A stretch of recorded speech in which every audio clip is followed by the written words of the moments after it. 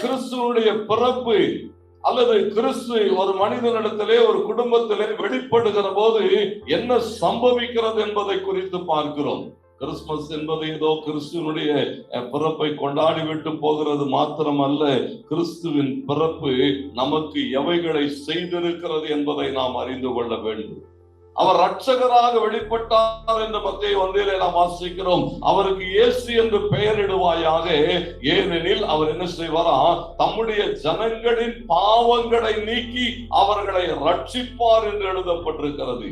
Emmanuel, தேவன் அவர் நம்மோடு கூட இருக்கிறார் என்பது எதற்கான அடையாளம்? சூழ்நிலைகள் வருகிற போது, சூழ்நிலைகளை எல்லாம் நீ இப்படி பார்க்கிற போது, உனக்கு விரோதமாய் ஜனங்கள் கூட்டம் கொடுக்கிற போது, உனக்கு விரோதமான காரியங்கள் எழும்புகிற போது, ஒரு அடையாளத்தை நீ ஞாபகத்திலே வைத்துக்கொள். பிள்ளையை முன்னணையிலே துணிகளில் சுத்தி இருக்க காண்பாய். இது அடையாளம். இந்த அடையாளம் எப்படிப்பட்ட அடையாளமா? அதனுடைய பெயர், அவருடைய பெயர் இம்மானுவேல். இம்மானுவேல் என்பதற்கு ஆண்டவர் நம்மோடு கூட இருக்கிறார். கைகளை வைத்து ஆமென் சொல்லுங்க.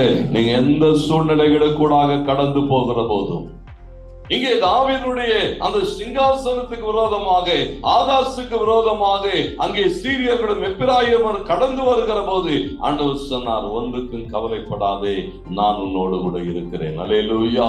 இம்மானுவேல், தேவன் நம்மோடு கூட இருக்கிறார். உங்களுக்கு விரோதமாய் எழும்புகிறதான எந்த ஆயுதமும் வாய்க்காமலே போகும். ஆமென் சொல்றீங்களா?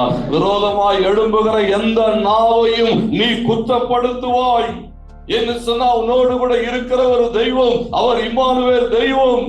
இந்த வேத வசனம் அப்படி சொல்லுகிறது. யூதாவுக்கு விரோதமாய் போகலாம், அதை நெருக்கலாம், அதை பங்கிட்டுக் கொள்ளலாம் என்று சொல்லி அவர்கள் கடந்து வருகிற போது ஆண்டவருடைய வார்த்தை வருகிறது, அவர்களுக்கு நீ பயப்படாமல் இரு. தேவனுக்கு மகிமை உண்டாடுங்க சொல்லப்பட்டிருக்கிறது. சத்துரு கொண்டு வருகிற வார்த்தைகள், விரோதமாய் பேசுகிற வார்த்தைகள், விரோதமாய் எழும்புகிற திட்டங்கள், இவைகளை குறித்து நீ என்ன செய்ய வேண்டியது இல்லையா? பயப்படாது இருக்கப்பார். ஆண்டவர் சொல்லும்போது சொன்னார், பயப்படாது இருக்கப்பார். இது நிமித்தம் ஆண்டவர் சொல்லுகிறார், இருதயம் கலங்காதிருப்பதாக, என்னிடத்துல விசுவாசமாய் இருங்கள், நான் உங்களோடு கூட இருக்கிறேன். அல்லேலூயா.